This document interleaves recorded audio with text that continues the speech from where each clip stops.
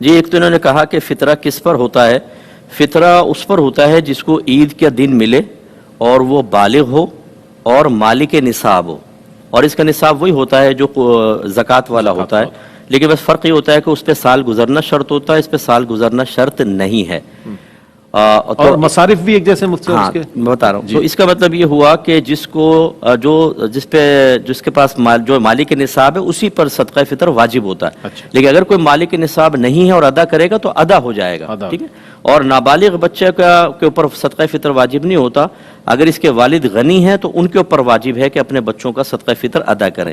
اور صدقہ فطر کے مصارف وہی ہیں جو بالکل زکوٰۃ کے ہیں۔ رشتہ داروں میں اصول یہ ہے کہ جن کی نسل سے آپ ہیں انہیں نہیں دے سکتے، ماں باپ دادا دادی نانا نانی جو آپ کی نسل سے ہیں انہیں نہیں دے سکتے، بیٹا بیٹی پوتا پوتی نواسا نواسی، اس طرح کچھ سید ہیں یا غنی ہیں مالک نصاب انہیں نہیں دے سکتے،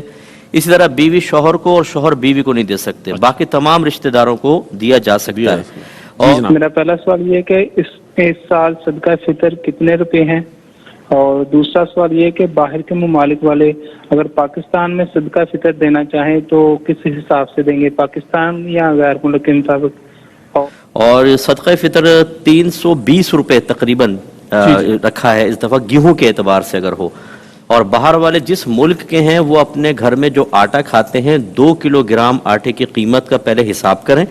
پھر چاہے وہ پاکستان میں ادا کر دیں، اس کو ڈالر ہے پاؤنڈ ہے اس کو پاکستانی روپیز میں کنورٹ کر کے پھر یہاں نکالیں، کیونکہ یہاں کا 320 اور وہاں کا تو ہو سکتا ہے 1000 بن رہا ہو پاکستانی، تو اس لیے وہاں کے اعتبار سے ہی کرنا چاہیے۔